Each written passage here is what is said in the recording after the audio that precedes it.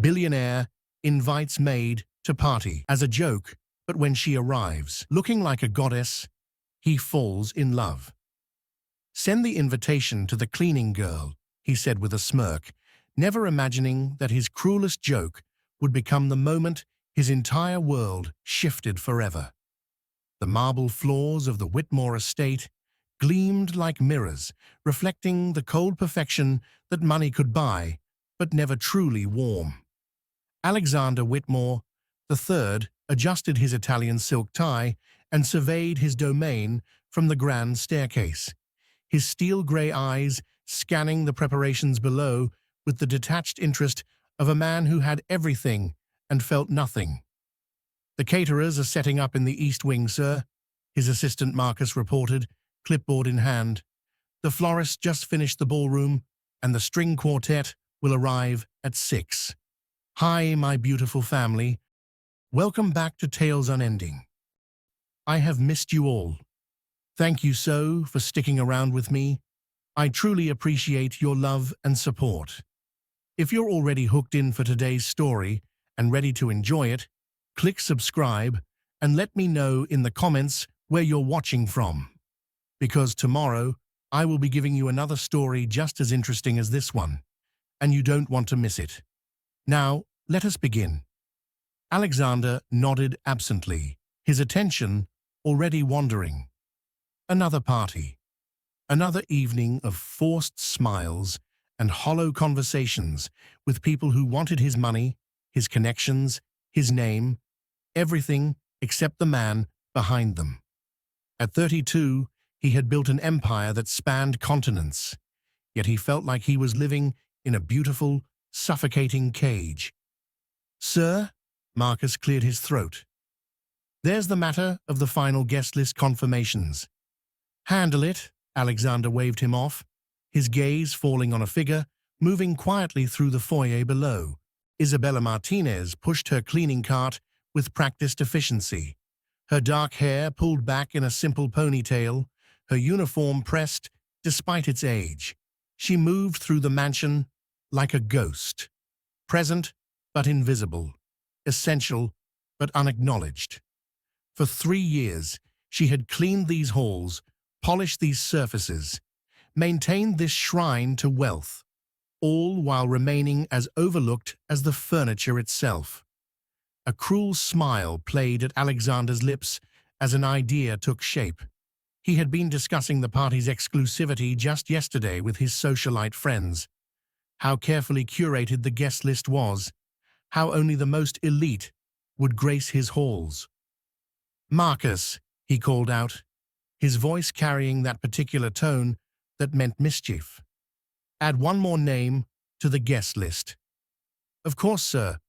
Who should I—" "The cleaning girl." Alexander's smile widened as he watched Isabella carefully dust a priceless vase. "Isabella Martinez. Send her a formal invitation." Marcus's pen froze above his clipboard. "Sir, I'm not sure I understand." "You heard me correctly." Alexander descended the stairs, each step calculated. "Full formal invitation. Black tie affair. Make sure she knows it's mandatory, elegant attire." He paused, savoring the moment. It'll be amusing to see how the help handles high society. The assistant's face paled. "Sir, perhaps that's not—" "Are you questioning my judgment, Marcus?" "No, sir. Of course not." Alexander's laughter echoed off the marble walls as he imagined the entertainment value of watching Isabella fumble through an evening she could never afford to participate in properly. It would be a delicious reminder to everyone present about the natural order of things, the clear lines between their world and hers. Meanwhile, Isabella had moved to the library, running her cloth over the leather-bound books that contained more wisdom than their owner had ever bothered to absorb. She hummed softly as she worked, a habit that helped pass the long hours of solitude. Her hands, though rough from work, moved with gentle precision over each surface. These hands had once dreamed of different things, She had been 2 semesters away from completing her degree in literature when her mother's illness demanded she choose between her education and her family's survival. The choice had been easy, even if the consequences were hard. "Miss Martinez," Marcus approached her cautiously, holding an envelope like it might bite him. Isabella looked up, surprised. In 3 years, she could count on one hand the number of times anyone had addressed her by name. "Yes, this is for you." He handed her an elegant cream-colored envelope with her name written in flowing calligraphy. Her hands trembled slightly as she accepted it. "I don't understand." "You've been invited to Mr. Whitmore's charity gala this Saturday evening. It's a formal affair." Isabella stared at the invitation, reading the words twice before they sank in. "The honor of your presence is requested." The paper felt impossibly heavy in her hands. "There must be some mistake," she whispered. Marcus shifted uncomfortably. "No mistake, miss. Mr. Whitmore specifically requested your inclusion." After he left, Isabella sank into one of the library's leather chairs, still holding the invitation. Her reflection stared back at her from the dark window, a tired young woman in a faded uniform, worlds away from the elegant affair described on the cream paper. But for just a moment, she allowed herself to dream. She imagined what it would feel like to walk through these halls as a guest rather than a ghost, to be seen rather than invisible, to belong somewhere she had only observed from the shadows. The invitation trembled in her hands as tears she hadn't allowed herself to shed in years finally fell. She had no idea that upstairs, Alexander Whitmore was already planning his entertainment for Saturday night, never suspecting that his cruelest joke was about to become his greatest awakening. What do you think Isabella should do with this invitation? Would you take a chance on a dream, even if it felt impossible? Share your thoughts below. Sometimes the biggest risks lead to the most beautiful transformations. Saturday evening arrived with the kind of crystalline clarity that made the Whitmore estate look like something from a fairy tale. Crystal chandeliers cast prisms of light across marble floors, and the sound of a string quartet drifted through halls lined with priceless art. Alexander stood at the top of the grand staircase, surveying his kingdom of beautiful people in beautiful clothes, having beautiful conversations about absolutely nothing that mattered. "Quite the turnout," remarked Victoria Ashford, a socialite whose family fortune rivaled his own. She sipped champagne from a flute that cost more than most people's monthly salary. "Though I heard you've made some interesting additions to the guest list." Alexander's eyes gleamed with anticipation. "Let's just say I've arranged for some unique entertainment this evening." The guests below moved in their practiced dance of wealth, air kisses that never touched cheek, compliments that carried hidden barbs, laughter that never reached their eyes. Alexander had grown up in this world, had mastered its rules, but tonight he felt particularly aware of its hollowness. Perhaps that's why he had concocted this little game with Isabella. At least her inevitable discomfort would provide genuine emotion in a sea of manufactured responses. The massive oak doors at the entrance opened, and Alexander's attention sharpened, expecting to see his cleaning lady stumble in, wearing whatever pitiful attempt at formal wear she had managed to cobble together. But the woman who stepped through those doors was not the Isabella Martinez he knew. She moved with fluid grace, her hand barely touching the arm of the doorman who had offered assistance. The dress, dear God, the dress, was midnight blue silk that seemed to have been painted onto her curves. It was elegant without being ostentatious, the kind of understated luxury that true wealth whispered rather than shouted. Her dark hair had been swept up in an intricate arrangement that revealed the elegant line of her neck, and diamond earrings caught the light like captured stars. But it was her face that stopped Alexander's heart mid-beat. Gone was the tired, invisible cleaning woman. In her place stood a goddess who carried herself with quiet confidence, her brown eyes no longer downcast, but meeting the world with serene dignity. She was absolutely devastatingly beautiful, not just in appearance, but in presence. She radiated something that no amount of money could buy: authentic grace. The conversations around the ballroom began to falter as heads turned. Alexander heard whispered questions. "Who is she? My God, look at her!" And felt something cold and unfamiliar twist in his stomach. This wasn't supposed to happen. Isabella stood in the doorway for just a moment, taking in the grandeur she had only seen while working.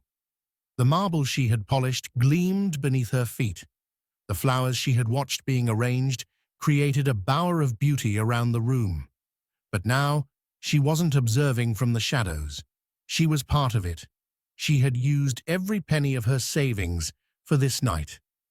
The dress had been a miracle find at a consignment shop, a designer piece barely worn, marked down because of a tiny stain she had spent hours carefully removing.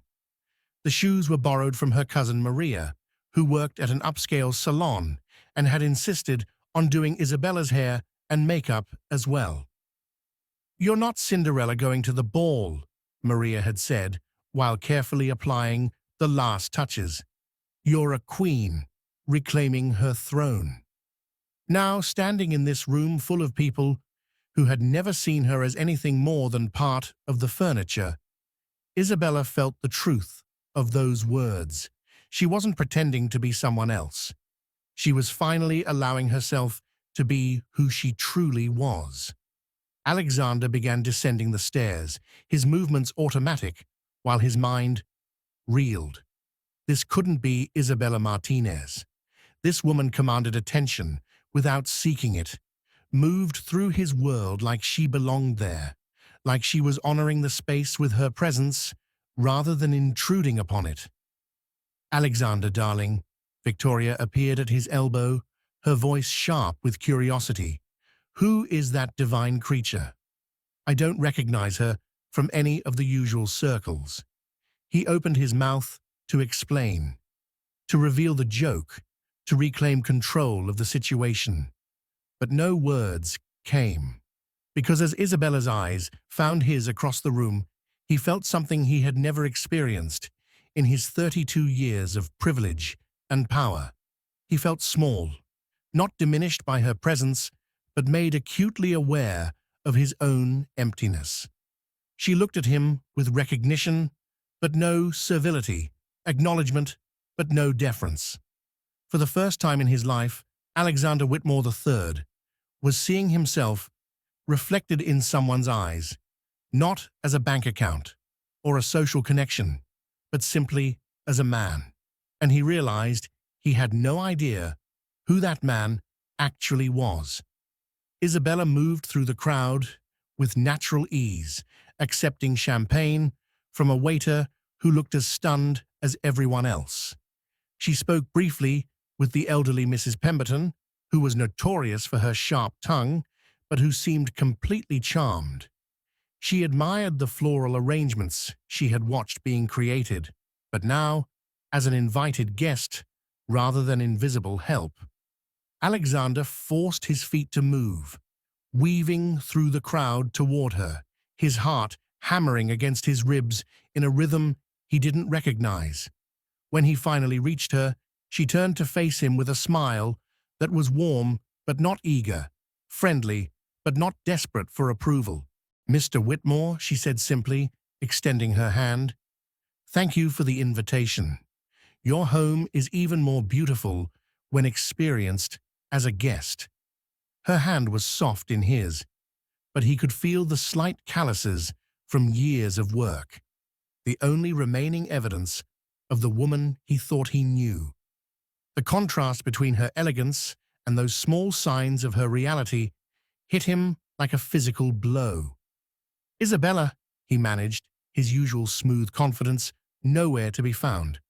You look different," she supplied gently, and there was something in her eyes, not mockery, but a depth of understanding that terrified him.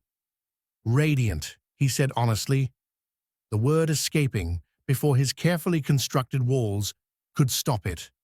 The simple truth of it hung between them like a bridge neither had expected to find, and in that moment, Alexander Whitmore III realized that his cruel little joke had backfired completely. He wasn't laughing anymore, he was falling. Alexander excused himself abruptly, leaving Isabella standing by the champagne fountain with a gracious smile that didn't quite mask the flicker of confusion in her eyes. He retreated to his private study, a sanctuary of leather and mahogany where he could think without the weight of watching eyes. His hands shook as he poured himself a Scotch, 30-year-old single malt that tasted like ash on his tongue. This wasn't how the evening was supposed to unfold. Isabella should have been out of place, embarrassed, a source of cruel amusement for his bored friends. Instead, she had walked into his world and somehow made it seem smaller, less significant. "Pull yourself together," he muttered, loosening his bow tie. "She's still just the help. A pretty dress doesn't change that." But even as he said the words, he knew they rang hollow. The woman he had just met bore little resemblance to the invisible maid who had cleaned his floors for 3 years. Or perhaps, and this thought was more disturbing, she had always been exactly who she was tonight, and he had simply been too blind to see it. A soft knock interrupted his brooding.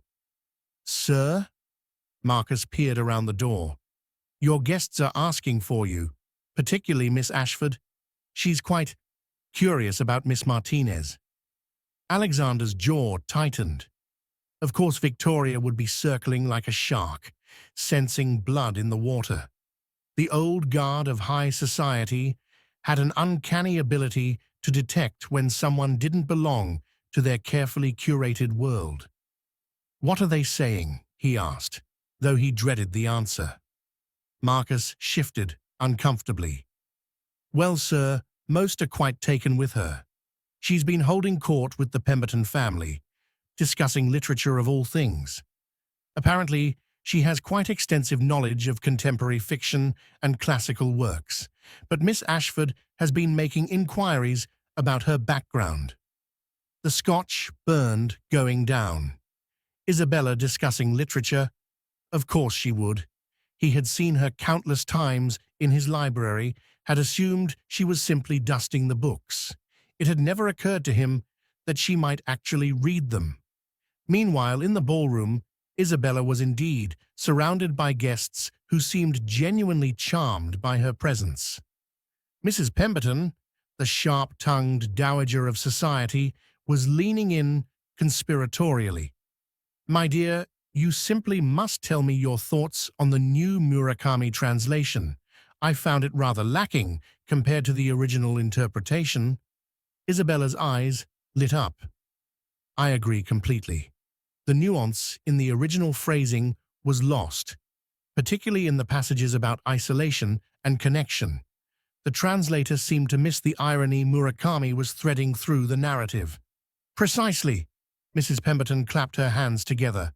"Finally, someone with actual literary sensibility instead of these vapid socialites who think book clubs are about the wine selection." But Isabella was acutely aware of the woman hovering at the edge of their conversation. Victoria Ashford had been watching her all evening with the calculating gaze of a predator sizing up prey. Isabella had encountered women like Victoria before, those who used their privilege as a weapon, who viewed anyone outside their circle as a potential threat to be eliminated. "I don't believe we've been properly introduced," Victoria interjected, sliding into their conversation with practiced ease. I'm Victoria Ashford. I know simply everyone in our circle, but I can't seem to place you, darling. Isabella met her gaze steadily. Isabella Martinez. I'm not sure we would have crossed paths before tonight. Martinez, Victoria repeated, letting the name roll off her tongue like she was tasting something suspicious. How exotic. And what brings you into Alexander's orbit? Business? Family connections? The question hung in the air like a trap. Isabella could feel the weight of curious eyes turning toward their conversation. She had a choice. She could lie, could fabricate some acceptable background that would satisfy Victoria's interrogation, or she could tell the truth and watch this magical evening crumble around her. I work here, she said simply, her chin lifting slightly in unconscious defiance. I'm part of the household staff. The silence that followed was deafening. Mrs. Pemberton's champagne flute paused halfway to her lips. Victoria's smile sharpened like a blade. How refreshing, Victoria purred. Alexander's always been so philanthropic. Charity work is such a noble pursuit, don't you think? Though I must say, the line between charity and other motivations can be so blurry. The implication hung in the air like poison gas. Isabella felt the familiar burn of shame start to rise in her chest. The same feeling she had carried for years, the constant reminder that she didn't belong in spaces like this, that her presence was somehow an affront to the natural order. But tonight was different. Tonight she had seen herself reflected in Alexander's eyes, not as a servant, but as a woman. She had felt, for a few precious hours, what it was like to be visible, valued, seen. You're right, Isabella said, her voice clear and steady. Charity can be complicated. Sometimes we give because we genuinely want to help. Sometimes we give because it makes us feel superior. And sometimes, she looked directly at Victoria, we mistake cruelty for charity and kindness for weakness. Mrs. Pemberton made a small sound that might have been a suppressed laugh. Victoria's face flushed with barely contained anger. How philosophical.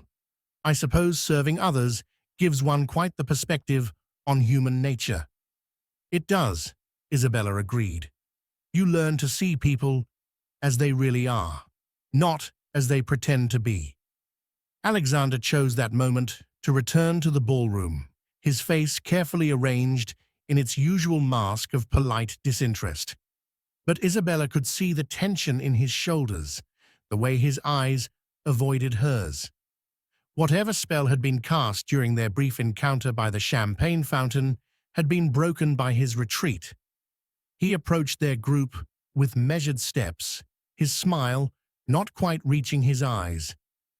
Ladies, I trust you're enjoying the evening. Oh, immensely, Victoria said, her voice dripping with false sweetness. Miss Martinez was just sharing the most fascinating insights about perspective. Alexander's gaze finally met Isabella's, and she saw something there that made her heart sink. Distance, calculation. The return of the man who had issued the invitation as a joke, who was now realizing that his entertainment had gotten out of hand. I'm sure she was, he said coolly. Isabella has always been very observant. The casual dismissal in his tone hit her like a physical blow. She was no longer the radiant woman who had taken his breath away. She was back to being Isabella the maid, Isabella the help, Isabella the mistake. But she had learned something tonight about her own worth, about the woman she could be when she allowed herself to shine. And that knowledge, once gained, couldn't be taken away, not by Victoria's cruelty, not by the whispers of the other guests, and not even by Alexander's retreat into the safety of his privilege. She smiled, inclining her head gracefully. If you'll excuse me, I think I'll step outside for some air. As she walked away, her spine straight and her head high, she didn't see Alexander's hands clench into fists at his sides, or the way his eyes followed her retreating figure with something that looked remarkably like regret. The garden terrace stretched out beneath a canopy of stars, the party's glittering lights casting long shadows across manicured lawns. Isabella stood at the marble balustrade, her hands gripping the cool stone as she tried to steady her breathing. The night air carried the scent of jasmine and roses, flowers she had tended as part of her duties, now surrounding her like silent witnesses to her humiliation. She should leave. The smart thing would be to slip away quietly, to preserve what remained of her dignity. But something stubborn in her chest refused to let Alexander Whitmore's retreat drive her from this place. Not tonight.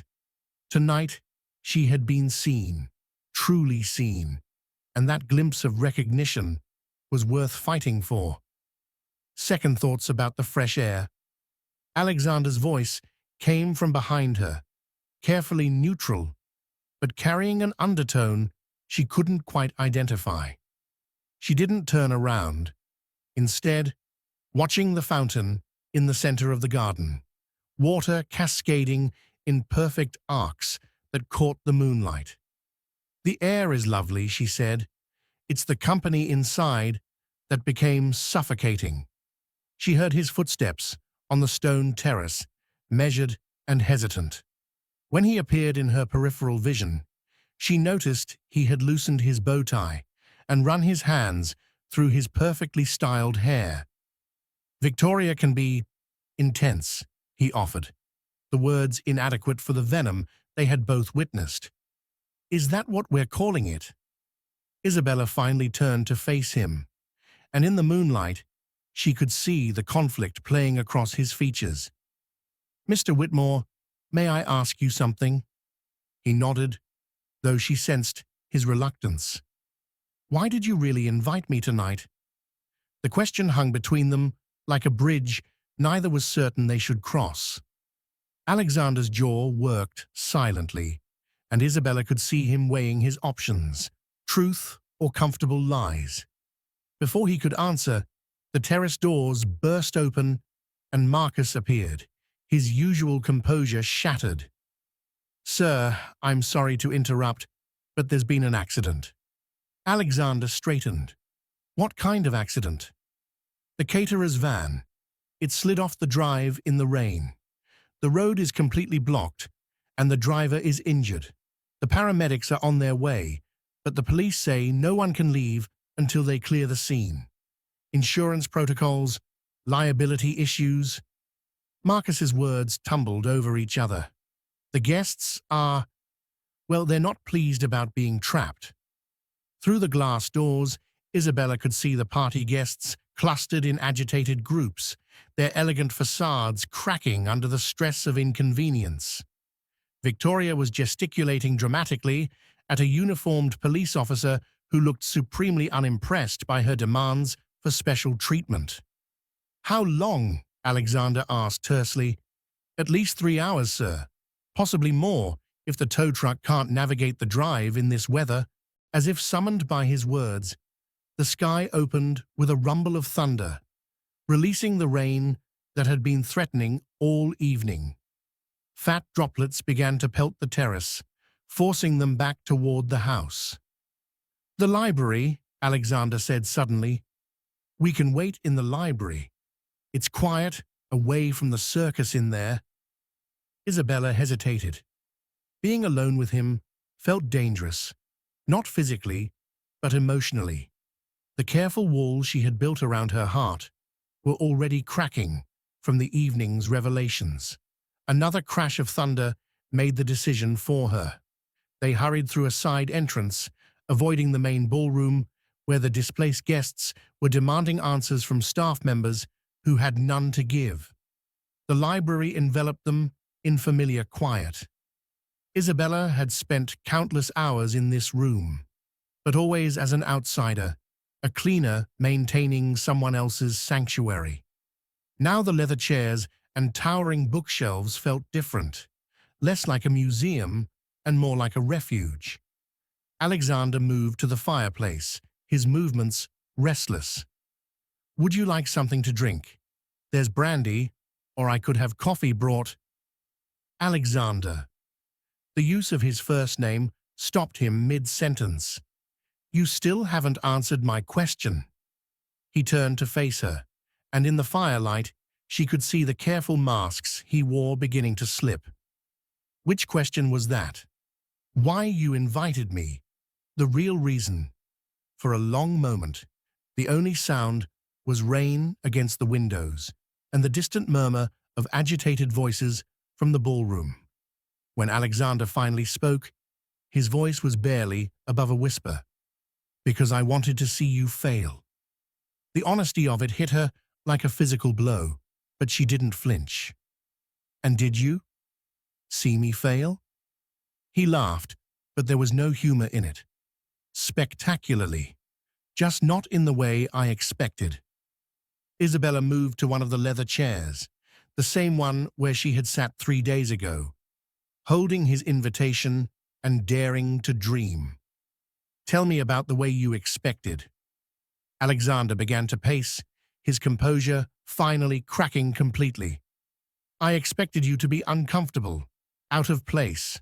I expected you to prove that there are natural boundaries, that some lines shouldn't be crossed. I expected—" He stopped, his back to her. "I expected to feel superior. And instead, I watched you walk into my world and make it seem smaller than it actually is. I watched you discuss literature with Mrs. Pemberton like you belonged there, which, apparently, you do. I watched you handle Victoria's cruelty with more grace than I've ever managed." He turned to face her, his eyes raw with something that looked like self-loathing. "Instead of feeling superior, I felt empty." The confession hung between them like a fragile thing that might shatter if either of them moved too quickly. Isabella could hear her heart beating in the silence, could feel the weight of this moment settling around them. "Do you know what I expected tonight?" she asked softly. He shook his head. "I expected to be humiliated. I expected to spend the evening proving to myself and everyone else that I don't belong in places like this." She stood, moving to the window where rain streaked the glass like tears. "But instead, I discovered something I hadn't expected." "What's that?" She turned to meet his gaze across the room. "That belonging isn't about the clothes you wear or the money in your bank account. It's about recognizing your own worth and refusing to let anyone else diminish it." The silence stretched between them, filled with the sound of rain and the distant rumble of thunder. In the ballroom, Victoria's voice rose in sharp complaint, but here, in the library, time seemed suspended. "We're stuck here together," Alexander said finally, gesturing toward the windows where the storm showed no signs of abating. 3 hours, maybe more." Isabella nodded.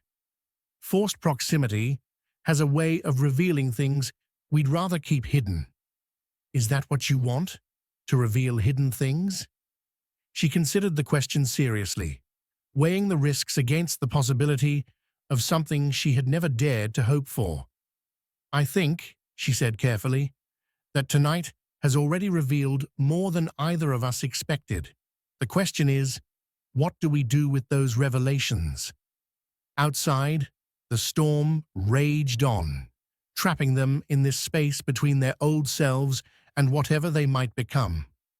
And for the first time in his life, Alexander Whitmore III found himself hoping that the roads would stay blocked just a little longer. The fire crackled softly in the hearth as Alexander and Isabella settled into the familiar rhythm of waiting. She had chosen the chair closest to the window, where she could watch the rain streak down the glass, while he remained standing, his restless energy making it impossible to sit still. "You mentioned literature earlier," he said, breaking the comfortable silence. "With Mrs. Pemberton, you seem to know her references quite well." Isabella's fingers traced the worn leather arm of the chair. "I was an English literature major, before ... She gestured vaguely, leaving the sentence unfinished. "Before what?" She was quiet for so long, he thought she wouldn't answer. When she finally spoke, her voice was steady but soft. "Before my mother got sick. Cancer. The treatments were expensive, and even with insurance." She shrugged. Someone had to work. Someone had to choose between dreams and family. Alexander felt something cold settle in his stomach. "You gave up your degree, 2 semesters short of graduation." Isabella's smile was sad, but not bitter. "I kept telling myself it was temporary, that I'd go back once Mum was better, once the bills were paid, once everything settled down. But you never did. Mum died 18 months later. By then, I had responsibilities. Her final medical bills, the funeral costs, my younger brother's school expenses. The degree became a luxury I couldn't afford." Alexander sank into the chair across from her, the weight of her words settling on his chest, like stones. All this time, while he had been playing with money like it was a game, she had been making impossible choices between love and dreams. "The books," he said suddenly. "In here. I've seen you with them." "I hope you don't mind." Isabella's cheeks flushed slightly. "During my breaks, sometimes they were calling to me. All those stories, all those ideas, just sitting here untouched." "Untouched?" Alexander frowned. "What do you mean?" "Most of them have never been opened. The pages aren't even cut on some of the older editions." She gestured toward the towering shelves. "It's like having a feast laid out, but never tasting any of it." The observation hit him with unexpected force. He looked around the library, his library, seeing it suddenly through her eyes. Thousands of books, carefully selected by an interior designer for their visual impact, their leather bindings, chosen to complement the room's color scheme rather than their contents. "I bought most of these by the lot," he admitted quietly. "Estate sales, decorator recommendations. I never really... I read for business, but for pleasure." He trailed off, embarrassed by the confession. "That's tragic," Isabella said simply, and there was genuine sadness in her voice. "Stories are how we understand each other, how we learn that our feelings and fears and hopes are universal. Without them, we're isolated in our own experiences." Isolated. The word resonated in Alexander's chest. When was the last time he had felt truly connected to another person? When was the last time he had shared something real with someone who wasn't trying to gain something from him? "What would you have done?" he asked. "If you had finished your degree?" Isabella's eyes lit up with a brightness he had never seen before. "I wanted to teach. High school, maybe community college. I wanted to show kids that books weren't dusty old things to be endured, but doorways to understanding themselves and the world around them." "You still could," he said without thinking. "Finish your degree, I mean." She laughed, but not unkindly. "Alexander, I clean houses for a living. I work 60 hours a week just to pay rent on a studio apartment and help my brother with his college expenses. Dreams like that. They're for people with different kinds of choices." The casual way she said his name sent something warm through his chest, but her words filled him with an unfamiliar emotion that took him a moment to identify. Shame. Not just for his privilege, but for his waste of it. For all the opportunities he had squandered, all the possibilities he had ignored, while she had sacrificed everything for love and responsibility. He stood abruptly, moving to the window where the storm continued its assault on the grounds. "I was engaged once," he said suddenly, surprising himself with the admission. Isabella went very still. What happened? Caroline Hartwell. Perfect pedigree, perfect connections, perfect everything. We were supposed to be the merger of two great families, the social event of the season. He pressed his palm against the cool glass. 3 weeks before the wedding, I overheard her on the phone with her sister. She was laughing about how she'd have me trained within a year, how she'd use my money to fund her real interests while I played house.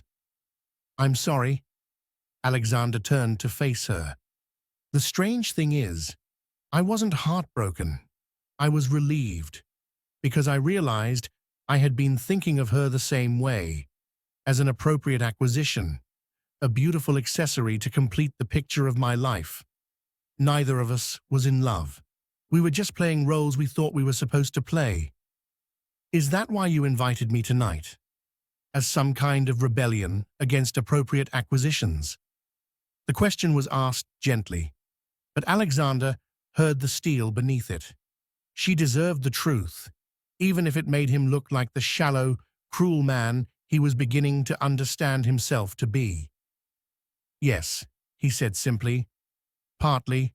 I wanted to prove to myself that the lines were still clear, that people stayed in their proper places, that what happened with Caroline was an anomaly." He moved back toward her, drawn by something he couldn't name. "But mostly, I think I invited you because for 3 years, you've been the only real person in my life." Isabella's eyebrows rose. "Real? You never asked me for anything, never tried to impress me or flatter me or position yourself for advantage. You just did your work with dignity and kindness, even when no one was watching, even when no one cared." His voice dropped to barely above a whisper. "Especially when no one cared." The confession hung between them like a bridge neither had expected to find. Outside, the storm raged on, but inside the library, something delicate and precious was taking root in the space between their different worlds. "Alexander," Isabella said softly, and the way she said his name made him feel like she was seeing him, really seeing him, for the first time. "What do you want from this night? From this conversation? From whatever this is between us?" It was the question he had been avoiding since the moment she walked through his doors looking like a goddess. The question that would require him to admit that his carefully constructed world felt empty without her in it, that her absence from his life would leave a void he had never known existed. "I want," he said carefully, "to know what it feels like to be real with someone who won't use that reality against me." Isabella stood, closing the distance between them, until she was close enough that he could smell her perfume. Something simple and sweet that made him think of gardens and possibility. "And I want to know what it feels like to be seen by someone who has the power to look away but chooses not to." The acknowledgement of their mutual vulnerability settled around them like a blanket, warm and protective against the storm outside. They were no longer Billionaire and Maid, no longer the divider and the divided. They were simply two people who had found something unexpected in each other, something worth the risk of being honest about who they really were beneath their assigned roles. Thunder rolled across the estate, but neither of them moved away from the warmth they had found in each other's presence. The storm outside had settled into a steady rhythm, no longer the violent assault of earlier, but a persistent whisper against the windows. Alexander had finally allowed himself to sit, choosing the chair closest to Isabella's, close enough that when she gestured while speaking, He could catch the faint scent of her perfume. "Tell me about your brother," he said, genuinely curious about the family she had sacrificed so much for. Isabella's face softened with unmistakable love. "Miguel. He's 22 now, a senior at UCLA studying engineering. He's brilliant, the kind of brilliant that makes you believe in possibilities again." She pulled out her phone, scrolling to a photo of a young man with her same warm eyes and bright smile, wearing a graduation cap. This was his high school graduation, valedictorian. Alexander studied the photo, seeing the pride radiating from both siblings. "He looks like you. Same determination in his eyes. He has no idea what I gave up for his education. I told him Mom left enough money that there was insurance." Isabella's voice carried the weight of a beautiful lie, told from love. "He needs to believe he earned his opportunities, not that they cost me mine." "That's incredibly selfless. It's what family does." She tucked the phone away. "You sacrifice for the people you love because their dreams become more important than your own." Alexander felt a familiar hollow ache in his chest. "I wouldn't know. My parents died when I was 12, a sailing accident. After that, it was just boarding schools and trustees managing the estate until I came of age." He traced the pattern on the chair's armrest. "I learned early that love was conditional, that relationships were transactions. Even with Caroline, it was all about what we could provide each other, never about this." "This?" Isabella's voice was soft, encouraging. "Talking. Really talking. Sharing pieces of yourself without calculating the cost." He looked up at her. "When was the last time you did something just for yourself? Something that had nothing to do with responsibility or sacrifice?" Isabella considered the question seriously. "Tonight," she said finally, "coming here, wearing this dress, allowing myself to feel beautiful. That was entirely selfish. And how does it feel? Being selfish." "Terrifying," she admitted with a laugh. "And wonderful, and completely worth it." Alexander found himself smiling. Not the practiced smile he wore at social functions, but something genuine and unguarded. "You know, when I was a child, before my parents died, my mother used to read to me, not just children's books, but real literature. Dickens, Austen, even some Shakespeare." He gestured around the library. "This room was hers originally. She would curl up in that window seat with whatever novel had captured her attention, and I would sit at her feet while she read passages aloud. What happened to that love of stories? I suppose it died with her. Reading became associated with loss, with missing something I could never get back." He was quiet for a moment. "Until tonight, when I watched you look at these books, like they were old friends you hadn't seen in years." Isabella rose from her chair and moved to the section where she usually spent her break time. "Come here," she said, pulling down a worn copy of Jane Austen's Persuasion. "This one has been calling to me for months."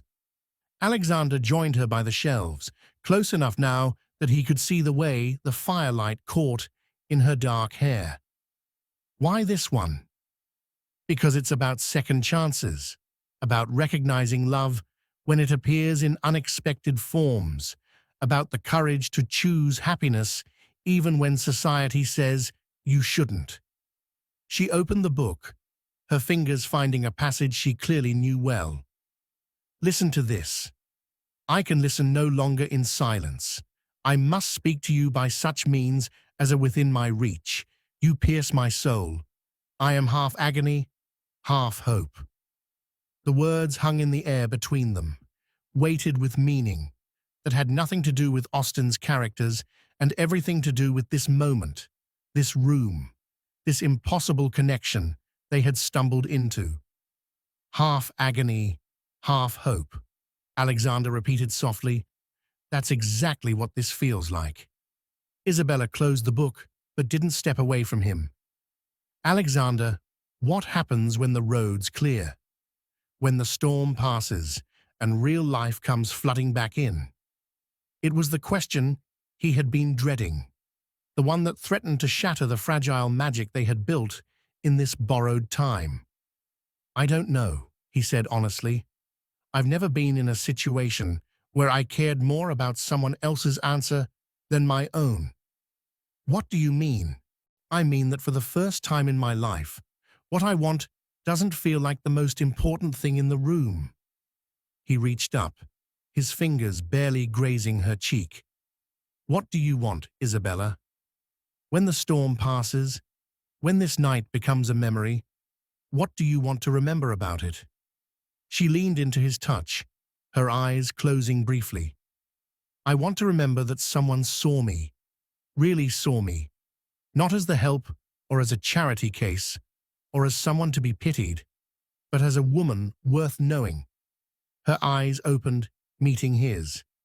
And I want to remember that I was brave enough to see you too, not as the untouchable billionaire, but as a man who's been lonely for longer than he cares to admit. I have been lonely, he confessed. So lonely I didn't even realize it until tonight, until I felt what it was like to connect with someone who wanted nothing from me except honesty. Isabella set the book aside and turned to face him fully. What if I told you I do want something from you? Alexander's stomach clenched. What? I want you to read to me, the way your mother used to read to you. I want to hear what these stories sound like in your voice, to give you back something beautiful that was taken away. The request was so unexpected, so perfectly tuned to heal something broken inside him, that Alexander felt his carefully constructed defenses crumble completely. You want me to read to you? Please. He selected a volume of poetry, Robert Frost, something safe and beautiful, and they settled together on the window seat, where his mother had once held court with her beloved books. Isabella curled beside him, close enough that he could feel her warmth, far enough that the space between them hummed with possibility. Sometimes the most powerful connections happen when we're brave enough to show our true selves. Have you ever had a moment where someone saw past your surface and recognized who you really were? Share your thoughts below. Authentic connection might be rarer than we think, but it's always worth the risk. The gentle knock on the library door shattered the intimate cocoon Alexander and Isabella had woven around themselves. They had been reading together for over an hour, sharing favorite passages and quiet laughter, when Marcus appeared in the doorway with an expression that made Alexander's blood run cold. Sir, I'm terribly sorry to interrupt, but there's been a development. Alexander reluctantly closed the book of sonnets they had been sharing, his hand lingering near Isabella's on the leather binding. The roads are clear? Not exactly, sir. Marcus's eyes darted between them, clearly uncomfortable. Miss Ashford has been investigating Miss Martinez's background. She's discovered some information she insists you need to know immediately. Isabella went rigid beside him, and Alexander felt her warmth withdraw as surely as if she had physically moved away. What kind of information? Perhaps it would be better if Miss Ashford explained herself, sir.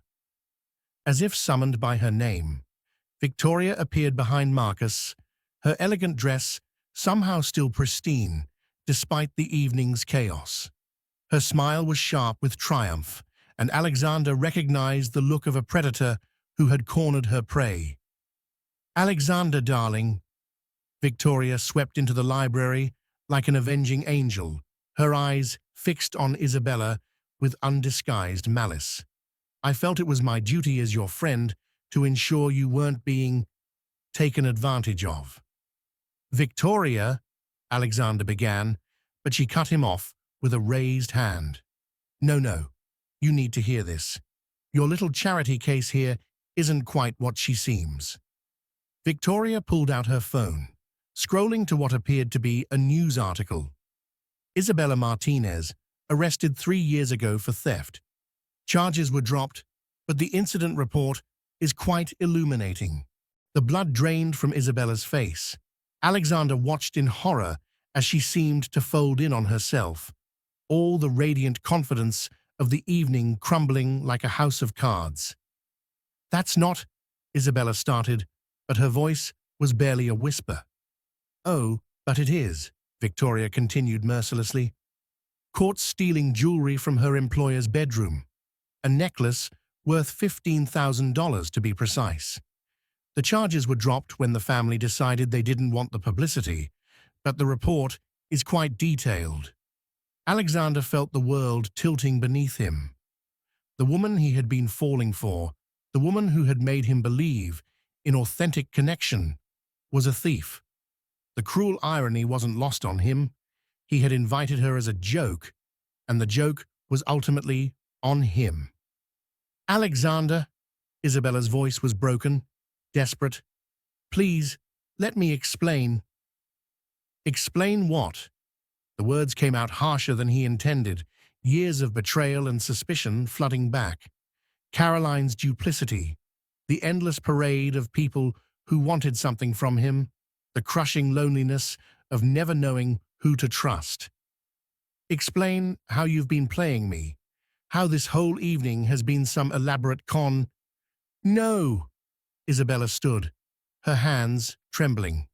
It wasn't like that. The necklace, Mrs. Henderson's daughter planted it in my bag.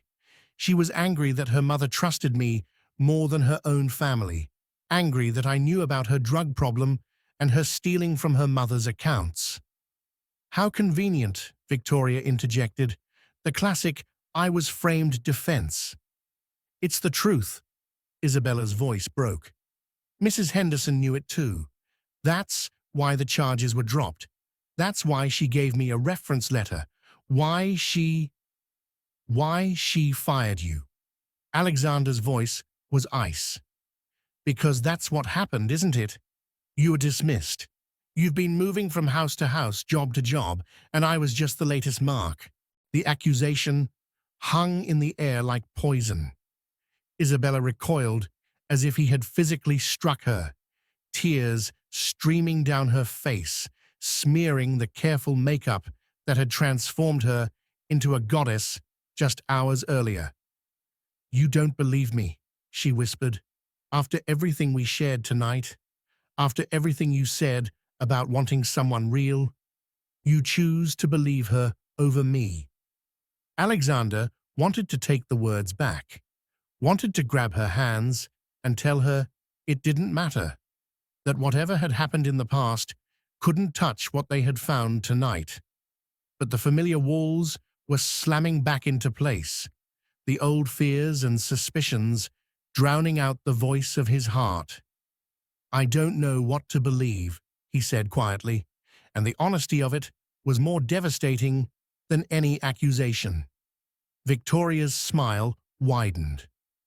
Oh, Alexander, don't blame yourself. These people are very good at what they do. They study their marks, learn what they want to hear, become exactly what you need them to be. The lonely widower gets the sweet young thing who makes him feel vital again.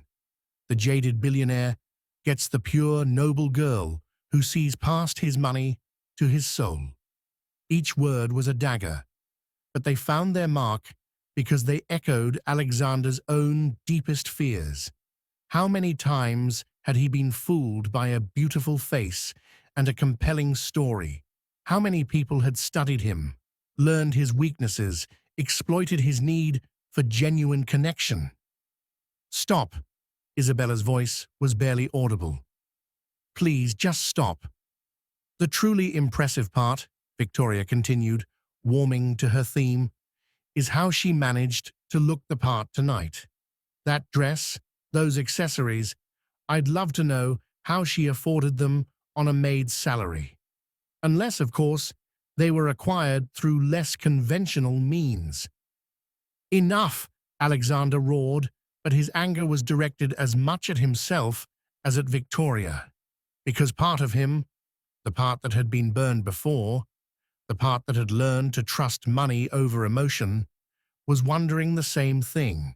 Isabella looked between them, her beautiful face streaked with tears, her dignity in tatters. The transformation was complete. The goddess had become the victim. The confident woman had become the accused criminal. And Alexander, who had spent the evening falling in love with her strength, could only watch as that strength crumbled under the weight of his doubt. "I see," Isabella said quietly, her voice gaining a terrible steadiness. "I understand now.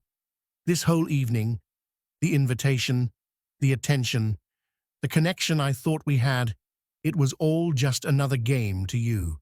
The setup was just more elaborate than I realized." "Isabella, that's not—" "No, it is." She straightened, summoning the last reserves of her dignity. "Because if you had ever really seen me, if any of what we shared tonight was real, you would know that I could never steal from the people who trust me. You would know that my integrity is the only thing I have left that no one can take away." She moved toward the door, her steps measured despite her tears. "Thank you for the evening, Mr. Whitmore. It was educational. I won't be returning to work on Monday. I'll send someone for my final paycheck." "Isabella, wait." But she was gone, leaving behind only the faint scent of her perfume and the echo of her broken dreams. Alexander stood frozen in the center of the library, surrounded by books that had witnessed their brief, beautiful connection and its devastating destruction. Victoria's satisfied sigh filled the silence. "Really, Alexander, you should thank me. Imagine the scandal if this had gone any further." But Alexander wasn't listening. He was staring at the window seat, where they had read poetry together, where he had felt more alive than he had in years, where he had glimpsed what love might actually feel like. And he knew with horrible certainty that he had just destroyed the most real thing that had ever happened to him. Outside, the storm had finally passed, but inside Alexander's chest, a different kind of tempest was just beginning. The library felt like a tomb after Isabella's departure. Alexander stood motionless in the center of the room, staring at the empty doorway as if he could will her back through sheer force of regret. The book of sonnets lay abandoned on the window seat, open to the page where they had shared quiet laughter just moments before the world imploded. "Well," Victoria said, smoothing her dress with satisfaction, "I'd say that crisis was averted rather neatly. Really, Alexander, you should be more careful about who you allow into your inner circle. These people can be quite convincing when they want something." Alexander turned to face her, and something in his expression made her step back. "Get out." "I beg your pardon."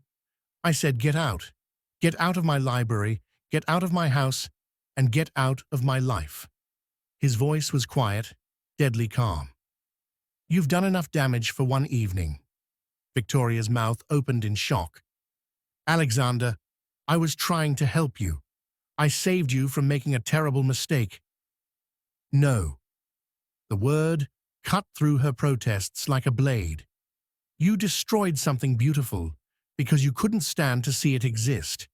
You took something real and pure and twisted it into something ugly because that's who you are inside. How dare you speak to me that way? I've known you for years, Alexander. I'm part of your world, your circle, my world."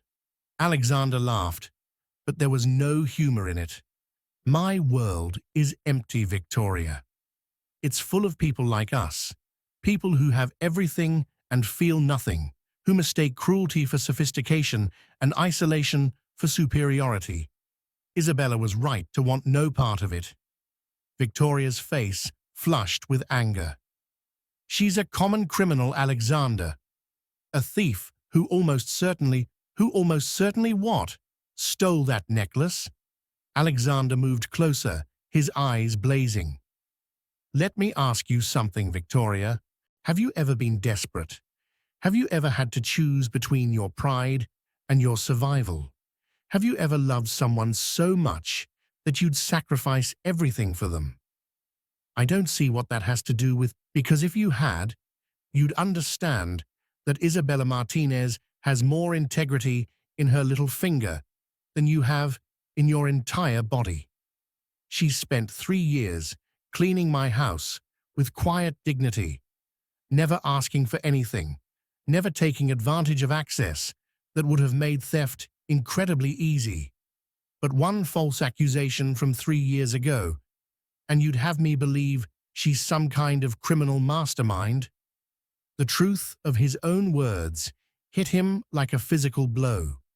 Isabella had had access to his home, his private spaces, his valuables for 3 years.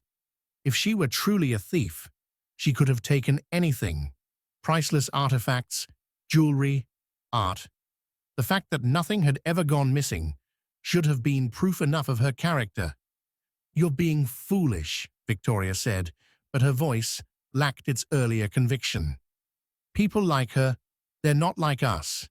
They don't understand boundaries. They don't—" "People like her?" Alexander's voice dropped to a whisper.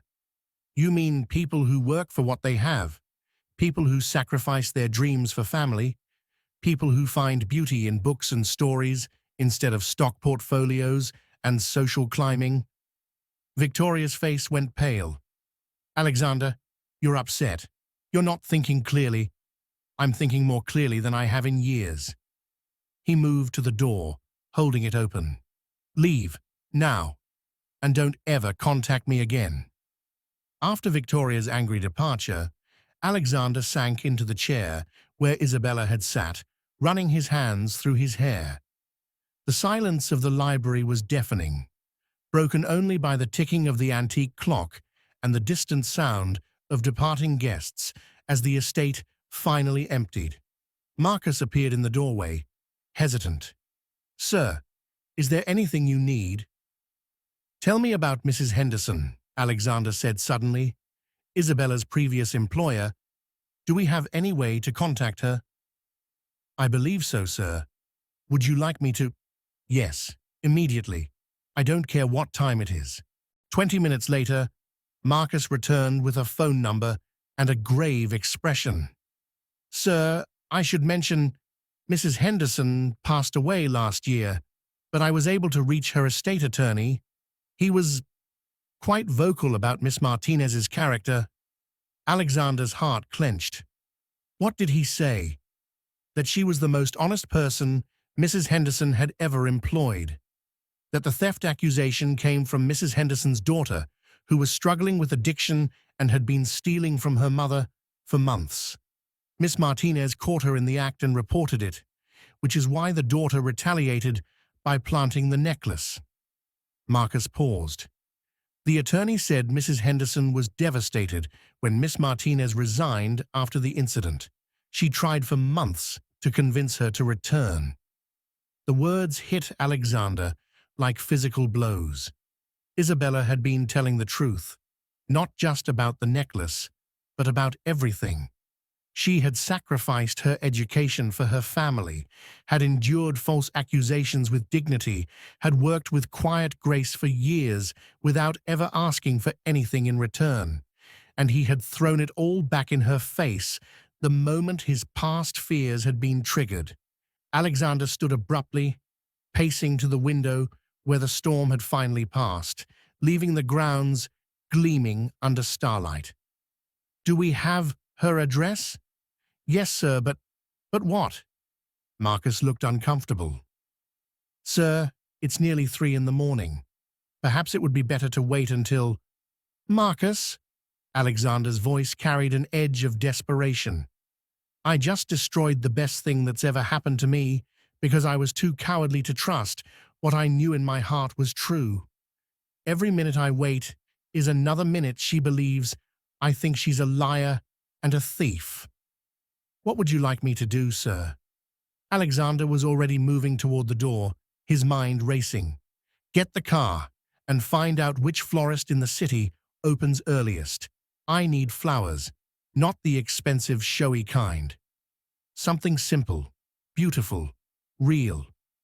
Sir, with respect, flowers might not be enough to— They're not meant to be enough, Alexander said, pulling on his coat. They're meant to be a beginning, a way to say I'm sorry before I figure out how to say everything else. As they prepared to leave, Alexander caught sight of himself in the library's mirror. The perfectly groomed billionaire of earlier in the evening was gone, replaced by a man whose hair was disheveled, whose eyes were red with exhaustion and regret, whose expensive clothes were rumpled from hours of emotional turmoil.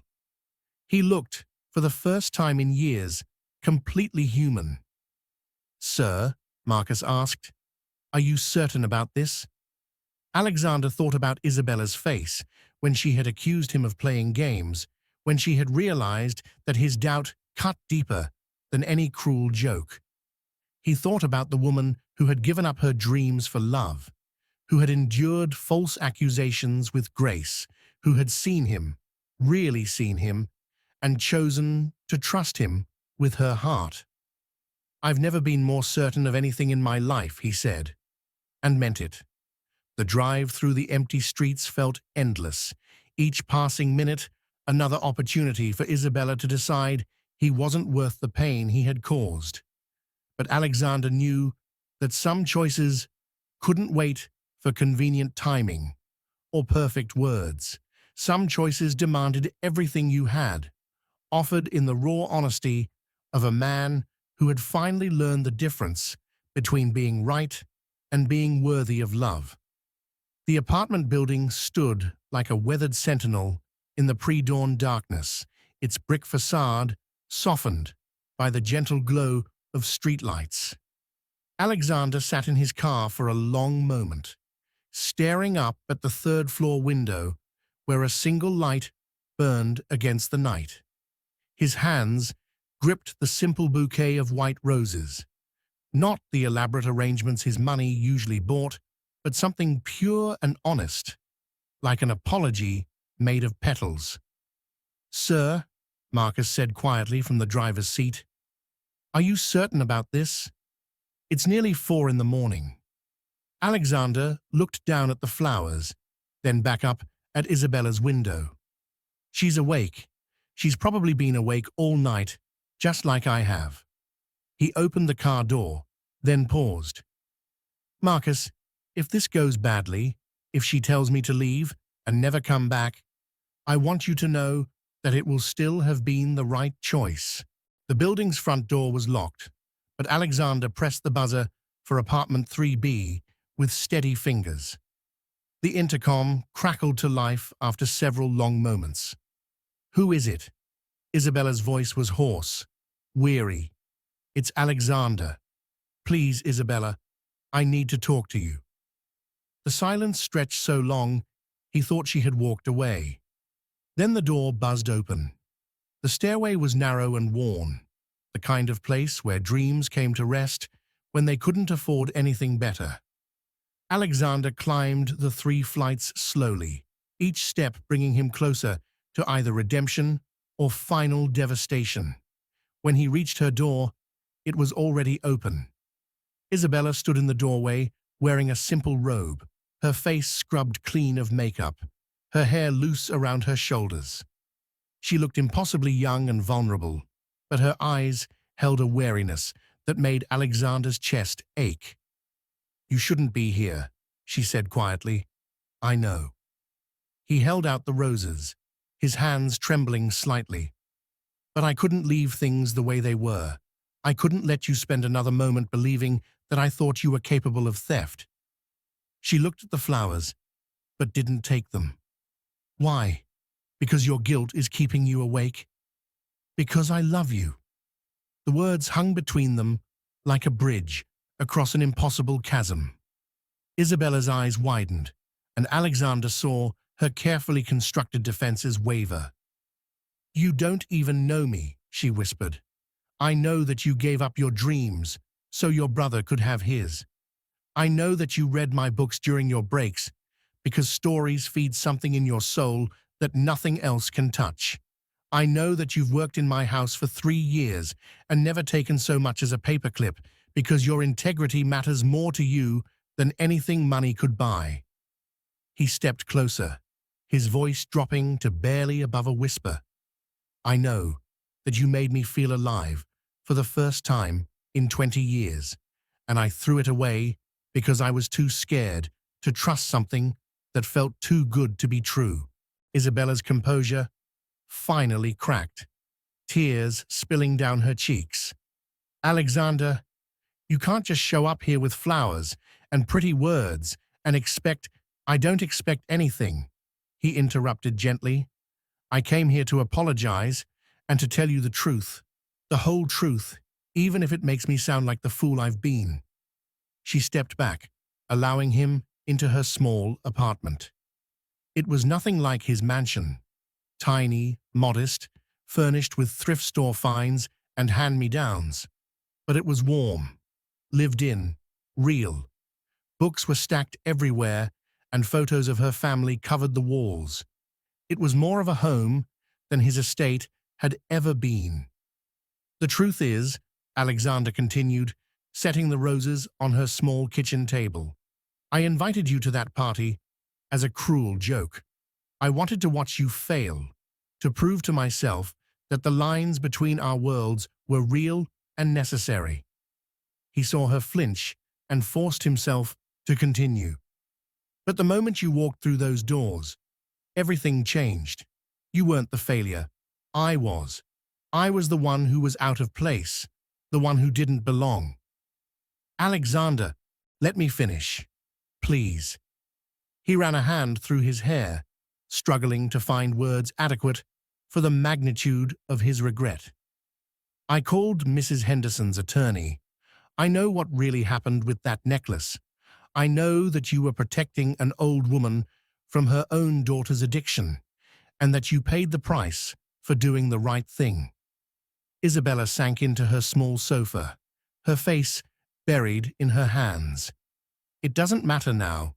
The damage is done. It matters to me." Alexander knelt in front of her, close enough to touch, but not daring to. "It matters because I need you to know that I believe you. Not because of what the attorney said, but because of who you are.